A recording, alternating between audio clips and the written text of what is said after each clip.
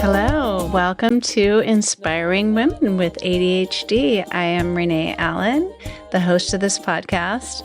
And I was just thinking last night, I should also say I am the producer of this podcast because I'm the only one who gets it out to you. I'm going to take credit for that because, you watch a show and there are all these producers, all these people who do things, or at the end of a podcast, some that are more well-known than mine, they have a list of people that they thank at the end. It's just me. So I decided to take credit for that too. But thanks for being here today. Today, I want to talk about the hereditary nature of ADHD. It's pretty fascinating because one of the reasons that so many women are finding out that they have ADHD in adulthood, and some are thinking, wow, it's crazy. I didn't find out until I was 28. I'm so old. Or I'm 35. I'm in my 40s. I'm in my 50s. All of these stages, these ages in adulthood, women are feeling like, shouldn't I have known this earlier? Whether they're in their 20s or they're in their 50s or 60s. And there's a reason that a lot of them are finding out. And sometimes that's because they have a child who's diagnosed. And I don't know that it was done when I had children who had ADHD because, when I didn't know they had ADHD. I guess I've always had children. My children who have ADHD, they always have, but I just didn't know it until they were adults. But when my kids were in school, in elementary school and so forth, and I first heard of ADD or ADHD, I remember thinking ADHD, that's the hyperactive one, although technically it was all ADHD at that time because the change happened with the categorizing in the 90s.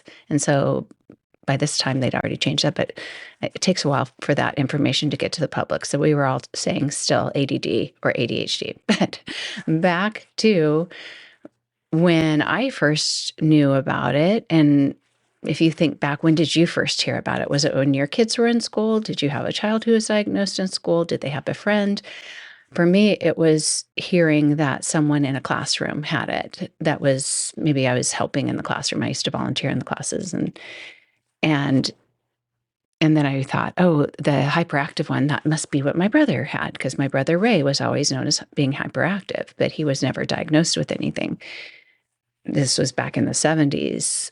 And when he was in elementary school. And I only know of one boy that I grew up with that later I heard at a class reunion that he had ADHD. but as a child, I didn't ever hear of it. And with my kids, I don't think I really heard of it until my younger children were in school, which would have been in the 2000s.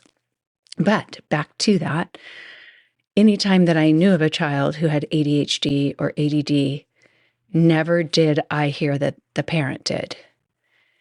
I did hear of a few parents that maybe a friend of mine would say, my husband has ADD and he was diagnosed when he was younger.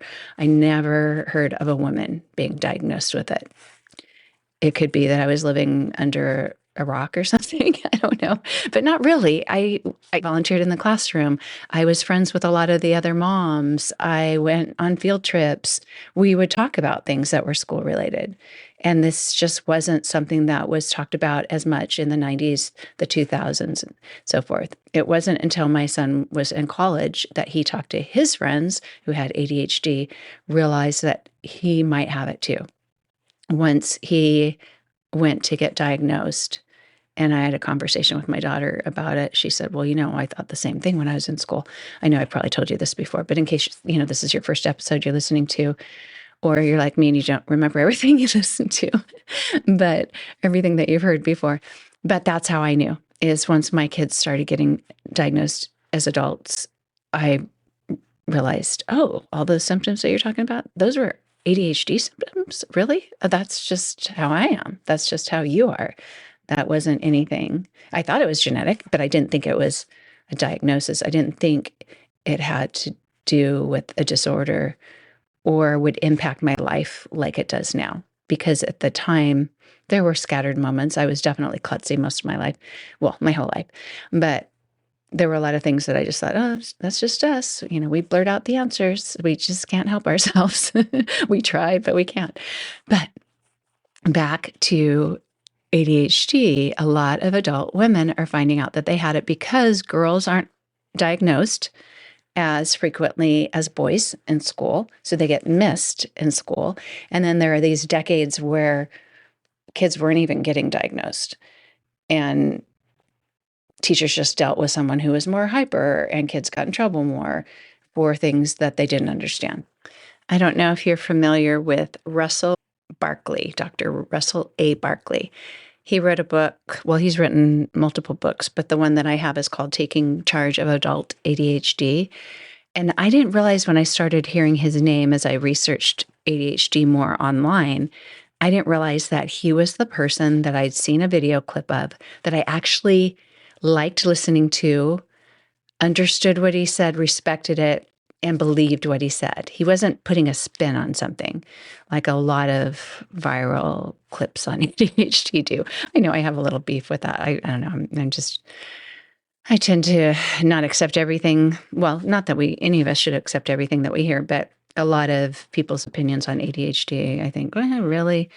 But when I saw his clip on Instagram, whoever sent it to me, I thought, oh, that's so fascinating. I watched it multiple times, and I even went and made a Google Doc, which I tend to do when I want to remember information about the hereditary nature of ADHD. Does ADHD run in families? And I wrote notes, and I listened to the clip over and over. I didn't really know who he was, that he'd written books and so forth, but I just wrote in a viral video clip, Dr. Russell Barkley explained how ADHD can be hereditary. And this is what he says. He says, if a child has ADHD, and this is what doctors understand now, it may not be what they understood when my kids were growing up or your kids were growing up, unless they're growing up now and maybe it's more commonly known. But he said, if a child has ADHD, there's a 25 to 35% risk that one of the child's brother or sister will have ADHD. So if one child has ADHD in a family, there's 1/4 to 1/3 chance, 25 to 35%. 35 is a little more, over 33 and a third, but, just kind of breaking that down, if that helps in your mind to think of fractions instead of percentages. But there's a 1 in 3 or 1 in 4 chance risk that a brother or sister will also have ADHD.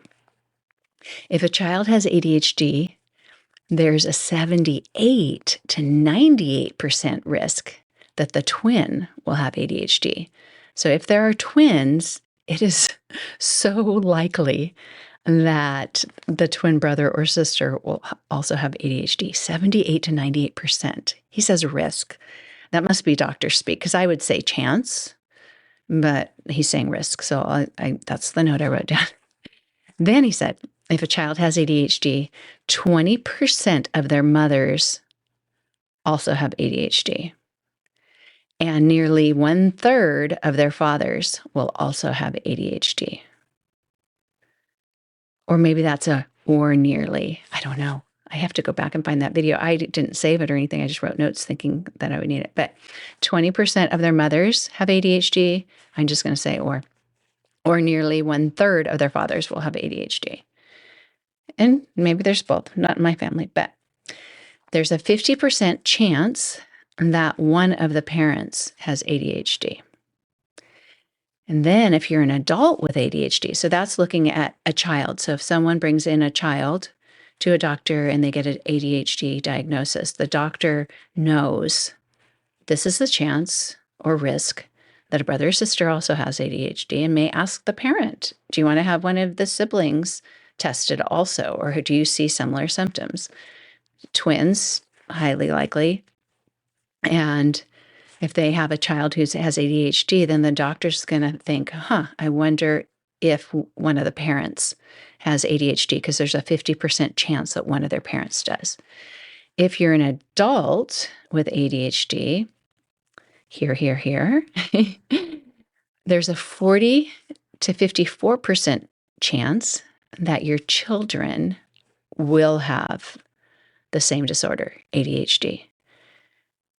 So that's like if in the future you're going to have children. If you already have children, there's a 40 to 50% chance that one of your children does, or more. I have 6 children. 4 of mine do have symptoms, haven't been diagnosed, have symptoms, but not to the same degree that the rest of us do. And so I'm not sure, but it could show up in a different way. Anyway, nearly half of adults with children with ADHD have ADHD as well. So that's going back to if your child has ADHD. And the quote that he has that I put in quotes, he says, this is a profoundly genetic disorder. A profoundly genetic disorder. I thought this was fascinating to learn because there are a lot of people that say, well, everyone has ADHD symptoms. Everyone has ADHD or a little bit.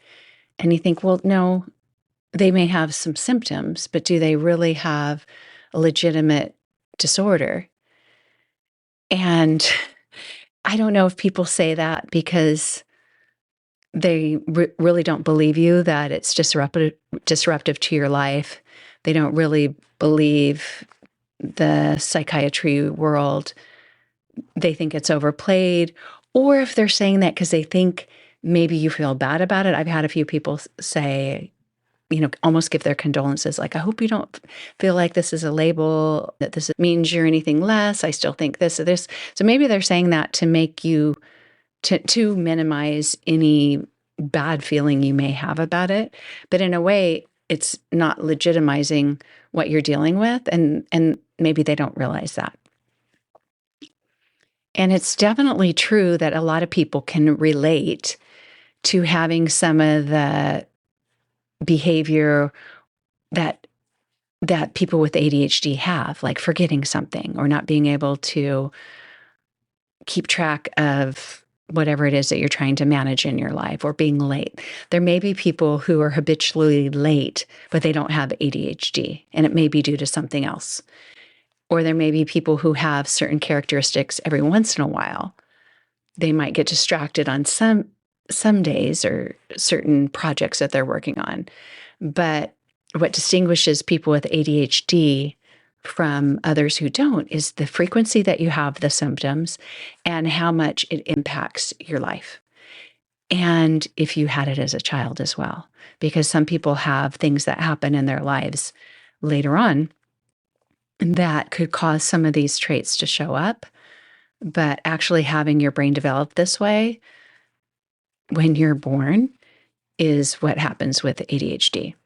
And there are other things that Dr. Barkley teaches that could lead to symptoms like this, but not on as big of a scale, not having so many of them, and not having them impact your life the way it does for ADHD. But back to the hereditary nature. Now that it's understood how hereditary or highly hereditary it is, doctors will suggest when a child has been diagnosed for one or both of the parents to be tested. And this can be really helpful because it may help the parent not only understand themselves, herself, hisself, but it also will help the parent understand the child. And I never would have imagined how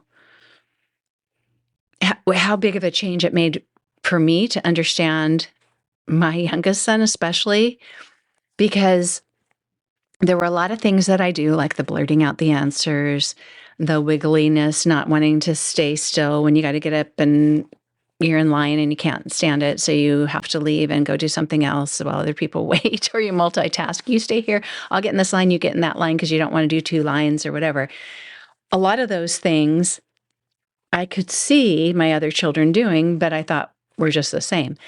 The things that I didn't even realize were the same were what impacted me the most.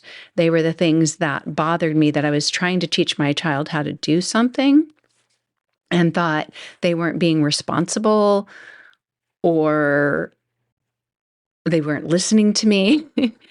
And even though it was manifesting different for me, once I understood what ADHD was and how that impacted their ability to even remember what I said to them or to be to pay attention, that sort of thing. Like you've done your homework, you bring it to school, but you don't get credit because you don't turn it in. Why don't you just turn it in? Remember to turn it in.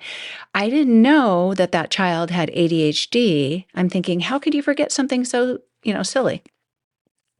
At that point in my life, my memory wasn't what it is now, but now I can totally see myself doing that. Oh, I forgot I even worked on that. Or just, having my brain somewhere else and not listening when the teacher says to turn something in. You do one part of the project, you do one step of the whole assignment, but turning it in is another step. And now I can see where that could play out in my life now, like doing the laundry, going and putting clothes in the washer, and 3 days later remembering, oh, I put clothes in the washer and now they smell bad and I have to wash them again. I was doing one step, I wasn't completing it. And once I understood, oh, what my child's doing is what I've been doing for years, but in another way, yeah, that's something that can't be helped. It could be helped with some strategies. Now that I have an understanding of why I do it, I could write myself a Post-it note. I could set an alarm. I could do different things to help me remember, but it still slips through the cracks because I'm not going to be writing a note and setting an alarm for everything. The other night I had to laugh. It was actually in the morning that I discovered it, but I was going to take a picture. It's not like I'm a person that knows how to use TikTok or anything, but a lot of the ADHD videos are showing the typical things that happen. And they're the things that make us laugh or shake our heads and just think, there we go again. And I love making smoothies. I love shortening, hacking any system that I can, and getting nutrients into my body is one of them. And so once I learned that you could blend up fruits, vegetables, all these things, it could taste good and you get all those nutrients without having to make a fruit salad, although I do love fruit salad, but it's a lot of work. If the blender blends it up for you, you don't have to cut things up. And I like to simplify any possible meal I can. And so it's gotten to the point of, instead of buying as much fresh fruit, I'm buying frozen fruit because then it doesn't go bad. If I forget about the kiwi and it over ripens and smells like alcohol and it makes everything taste bad, that's a problem. I'm wasting greens again, the kale, whatever. And I got tired of forgetting about what I bought or just not having it in me to take the time to take it out and wash it or whatever. So I'm finding that frozen fruit is helpful for me to use, and frozen greens or green powder. So if I get the greens, it took me a while to figure out how to make the frozen greens not taste bad. And if you haven't done this, the tip is to buy the pre-washed, the triple washed. It takes up a lot of room in your freezer, but it's already washed. It's already in there. When I tried to wash it myself, or if it sits out a little bit, it has a bad taste. If it goes straight to the freezer when you get home, it doesn't have a bad taste. And you can't let it thaw out at all, or it smells bad. I don't know what it is. I'm sure it's some kind of chemistry project where, it takes on a new property and then it smells bad. But anyway, it just smells like cooked spinach. If you ever had cooked spinach when you were little from a can, if you're my age, that's how people ate spinach. And it was so bad. It had such a bad smell. But fresh spinach, once I learned about fresh spinach, I'm thinking, oh, we never used this when I was growing up. It doesn't have that bad smell. But anyway, so you get your greens, a green powder, a protein powder, whatever, some water, some fruits. And then you make your smoothie. And then, always wanting to simplify whatever process I'm doing, I found that it's too hard to just put, the frozen fruit in with water or whatever my liquid is. It's usually water. That it's with the ratio of sweetness that I want, I need to let the fruit soften. And so I used to put it in the microwave and defrost it that way, but that takes some effort. And so lately I've just resorted to get the fruit out, put it on a plate, let it sit there until it gets soft, walk out of the kitchen, go do something else, walk back in. And ultimately I'll come back in hungry for something And a lot of the times I'll remember, oh, yeah, you're making a smoothie, go check on it. But most of the time I walk back in and think, oh, yeah, I was going to make a smoothie and now the fruit's ready. So I'll put the fruit in and then take the greens out of the freezer, or add the powders or whatever and blend it up. And the other night I came home from teaching one of my yoga classes. It was probably Tuesday night. And I was hungry, but I didn't feel like making anything. And I thought, just make yourself a smoothie. So I got the fruit out, put it on the plate. Didn't want to go to the effort of putting it in the microwave. So I thought, just put it here and let it thaw. But I was still hungry. So I probably just grabbed, it actually sounds like it's more labor intense for sure.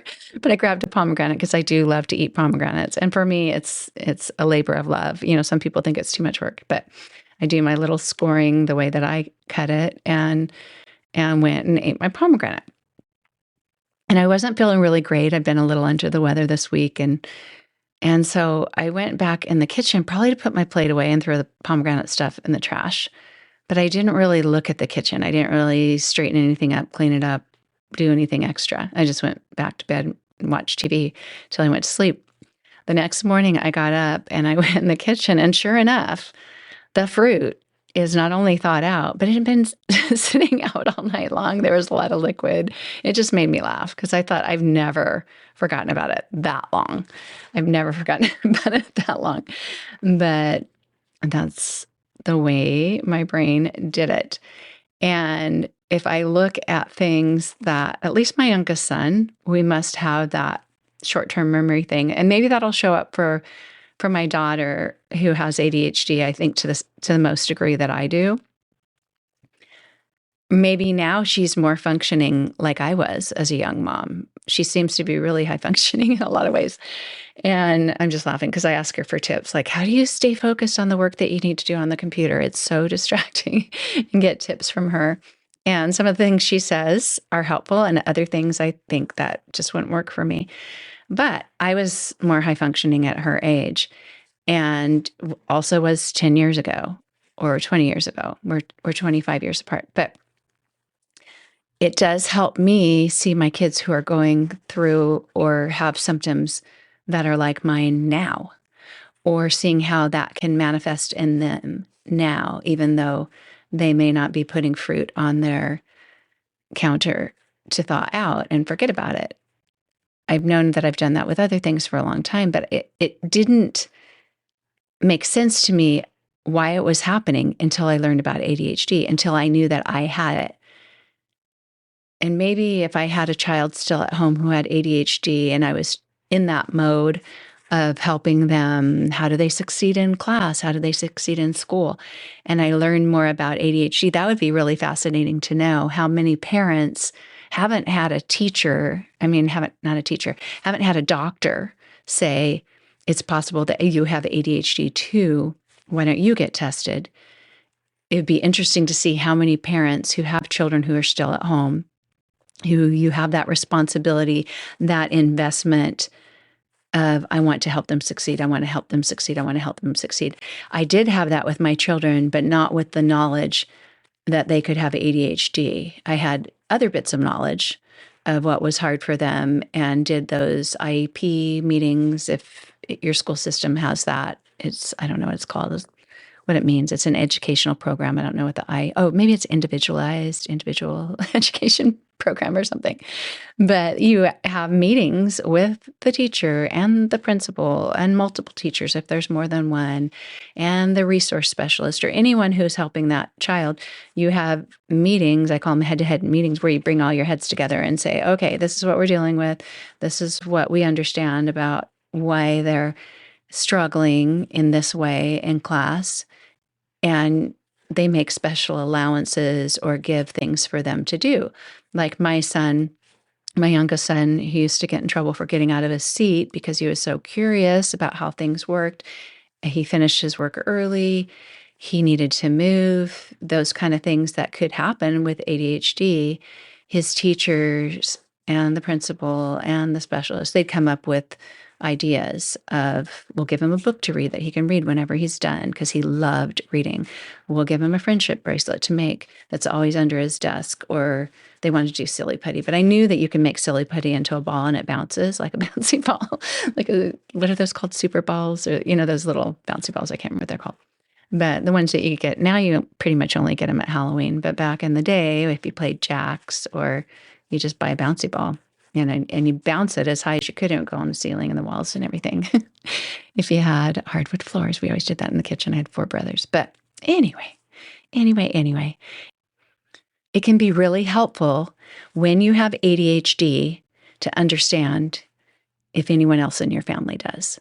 So you may already have a knowledge of this, but if you're just finding out that you have ADHD and you don't know if any of your children do, or if your parents do, learning more about it may help you understand more about them, and not even factoring in to how they can succeed better in school or in the workplace or in relationships if they have an understanding of having ADHD. But that's a given, at least I think it is, that it can be helpful to them. But if you don't know if they have ADHD and you seek a diagnosis for them because you think, oh yeah, there are some symptoms that there's a good chance that they do. Maybe you don't bring every child in to be tested, but if you know there's a good chance that they could have ADHD, it could be helpful to them, but it also could be helpful to your relationship in understanding each other. I found it to be really, really wonderful to see, oh, that's why they do this. Oh, that's why I do this. And it's super validating, and it's helpful just relationship-wise. But even with my grandchildren, my daughter will say to her son, Marma has ADHD too. Or I'll say to my grandson in the other family who's been diagnosed, yeah, I take the same medicine that you do, and it helps me too. How does it help you? And he'll talk about it, and I'll talk about how it helps me. And it normalizes something that should be normalized because it's our brain. It should be the normal thing for us. It's how we navigate life. It's our normal. And we shouldn't feel like this is such an outside thing, even though not everyone has it. There's not a high percentage of people who have ADHD, although some people can relate to some of the symptoms, but we deal with it on a daily basis, and it can impact us in all kinds of ways, and it can change over time. I haven't looked into that more to validate. I do know hormonally it can change over time. I know experiences-wise, what may happen in your life, shifts can impact it. But I just even wonder, just as you get older, your brain cells, if you don't have quite as many as you used to, definitely not the scientist here, but that's my experience, that it changes quite a bit as I get older. And just a few things that I alluded to but didn't talk about extensively that I've talked about in previous episodes. I just want to add here in case you hadn't heard those before, because I don't want to leave you in the dark. But I mentioned the difference in the terminology of ADD and ADHD and how it changed. I thought it changed in the early 90s. But the reason I said the early 90s is that's when it started catching on to use ADHD. And the way the story goes is that there's a manual of mental disorders. It's called the DSM, and then they would add DSM-2 or DSM-3. That is the Diagnostic and Statistical Manual of Mental Disorders. That is the reference of how mental disorders are defined. That's published by the American Psychiatric Association. So it's what doctors, mental health professionals, clinicians use when they're assessing or diagnosing ADHD or other mental health disorders or issues or problems. So in 1980, the 3rd edition of the DSM was released, and they added a disorder called attention deficit disorder, ADD. So they didn't have both ADHD and ADD. They just had ADD. And they had two subtypes. One was ADD with hyperactivity, and one was ADD without hyperactivity. And then in 1987, they revised the DSM-3. They made a revision, and they officially called the disorder attention deficit hyperactivity disorder. So before it was just attention deficit disorder, but this time they added the hyperactivity disorder, and they stopped using the term ADD. But I don't think the memo really got out to people for a long time, because even still, people still call it ADD. But that was in 1987. Then in 1994, they made another revision. They made the DSM-4, and they changed the name slightly. So it was ADHD before in 1987, but it was just attention deficit with a little dash in between attention and deficit hyperactivity disorder. In 1994, they put a slash. I don't know if it's easier just to read it and stuff, but they put the slash. So instead of a dash, they put a slash. So it was like attention deficit / hyperactivity disorder. And they were saying you could have either of these. So they were saying it's not all grouped together. You could have just the attention deficit part, which people used to just think of as ADD, or you could have just the hyperactivity disorder, or you could have both.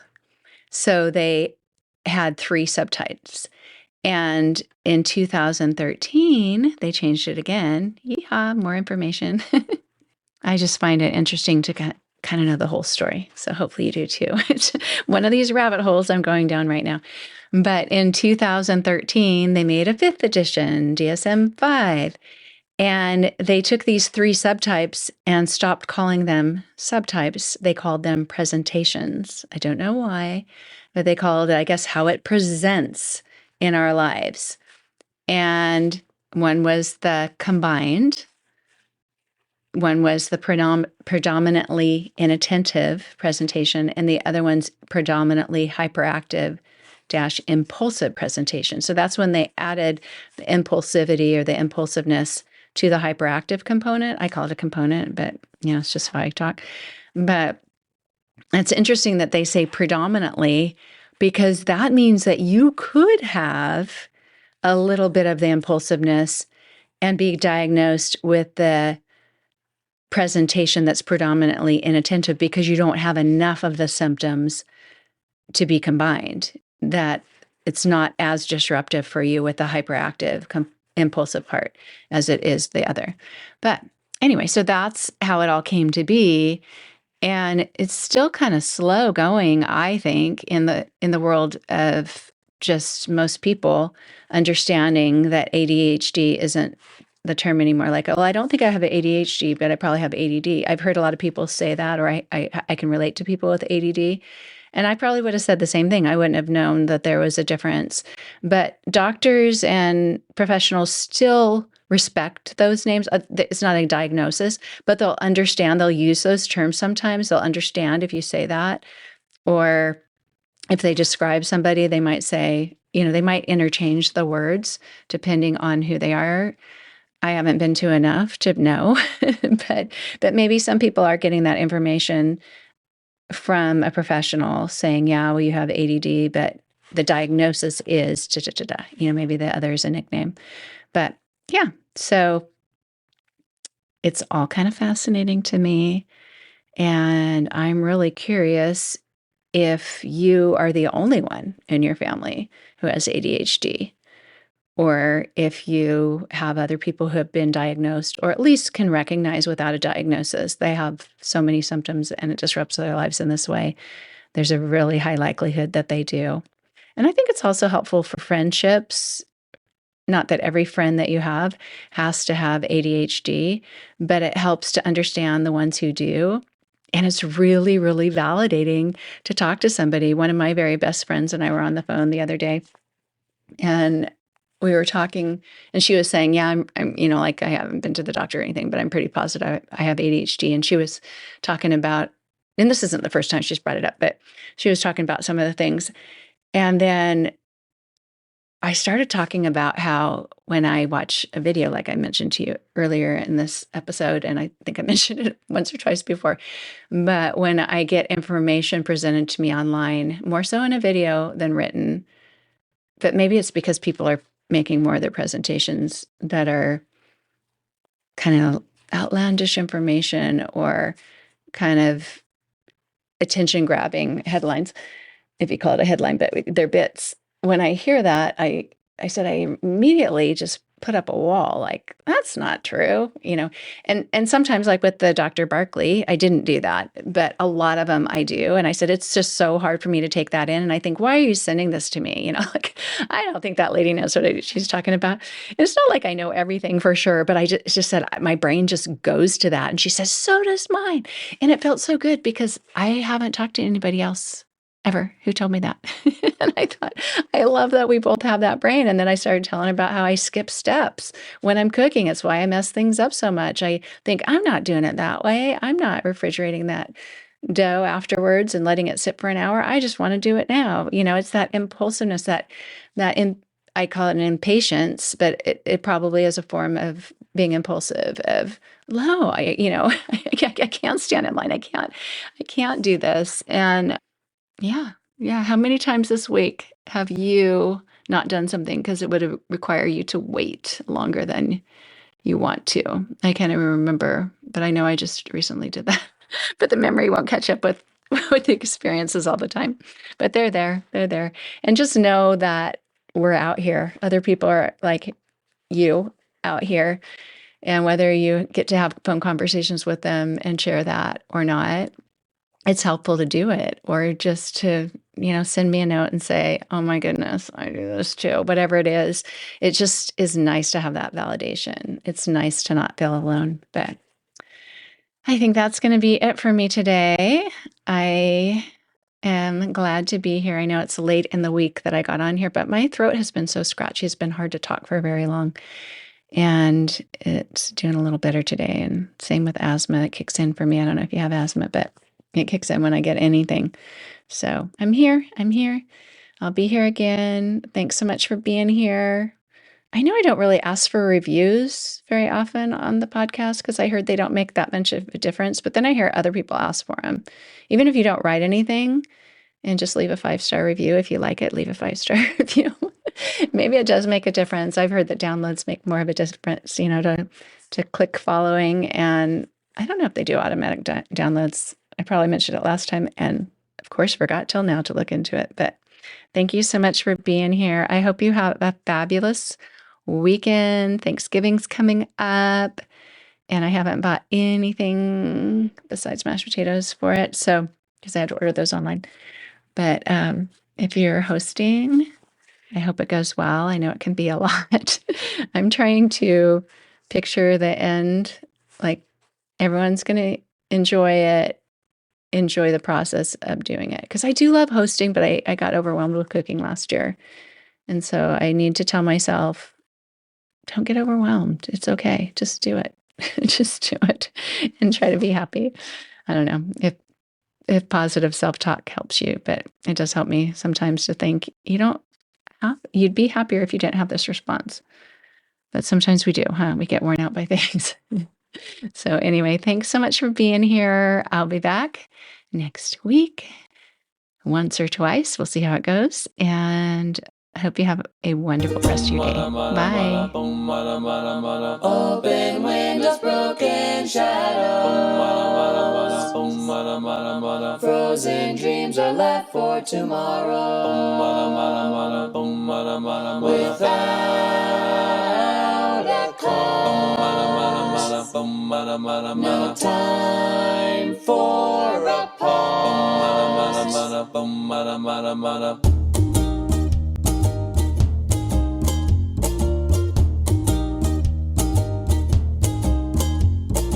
Rewind, I've run out of time to sing melodies and harmonies. I'm cut short.